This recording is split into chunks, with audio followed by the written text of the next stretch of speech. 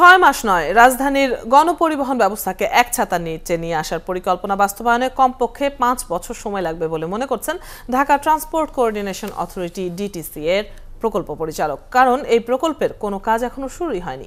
বিশেষজ্ঞরা বলছেন সবার আগে এই প্রকল্পের জন্য একটি কর্তৃপক্ষ ঠিক করা না হলে প্রকল্পটির কোনো সুফল পাবে না নগরবাসী। আরো জানাচ্ছেন জেমসন মাহবুব।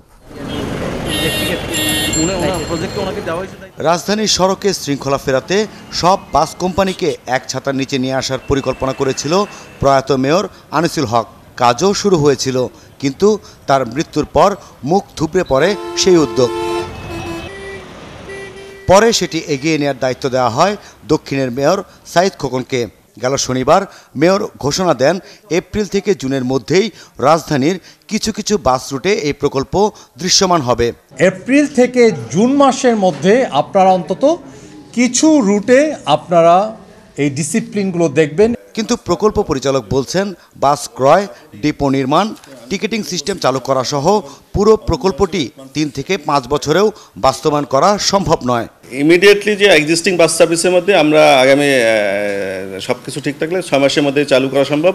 আর নতুন বাস এবং নতুন ডিপো এগুলি তৈরি করার সময় সাপেক্ষ ব্যাপার, এইগুলি চালু করতে 3 থেকে 5 বছরের সময় লাগবে। পরিকল্পনা অনুযায়ী উন্নত বিশ্বের আদলে রাজধানীর 22টি রুটে চলবে 6টি রঙের বাস। বাসগুলো সরবরাহ করবে মালিকরাই। বাসগুলোর বয়স হবে সর্বনিম্ন 5 বছর। তবে এর চেয়ে বেশি বছর মেয়াদী বাসগুলো কি হবে তা নিয়ে আছে জটিলতা। 4.5% ইন্টারেস্ট গভর্নমেন্ট লোন দিবে, সেগুলোর ব্যবস্থা, আর পুরানো গাড়িগুলো কি হবে সেটার একটা সলিউশন করতে হবে। বিশ্লেষকরা বলছেন সবার আগে নির্ধারণ করতে হবে কর্তৃপক্ষ, তা না হলে সড়কের চিত্র পাল্টাবে না। যেই কাজগুলি সমান্তরালভাবে ব্যাকগ্রাউন্ডে করা যায়, যেটা এটা হলো গিয়ে এই ঢাকা বাসনেট কোম্পানিটা করার জন্য যে অর্গানোগ্রাম তৈরি করা, এটা দ্রুত করতে হবে। বাস রুট ফ্র্যাঞ্চাইজে ছোট্ট ছোট্ট গণপরিবহনের মতো কোনো সংস্করণ থাকবে না।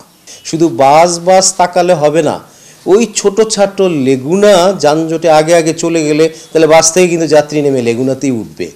রাজধানীর পরিবহন ব্যবস্থাকে যাত্রীবান্ধব করতে হলে এই প্রকল্প বাস্তবায়নের বিকল্প নেই বলছেন বিশ্লেষকরা। জেমসন মাহবুব, 71, ঢাকা।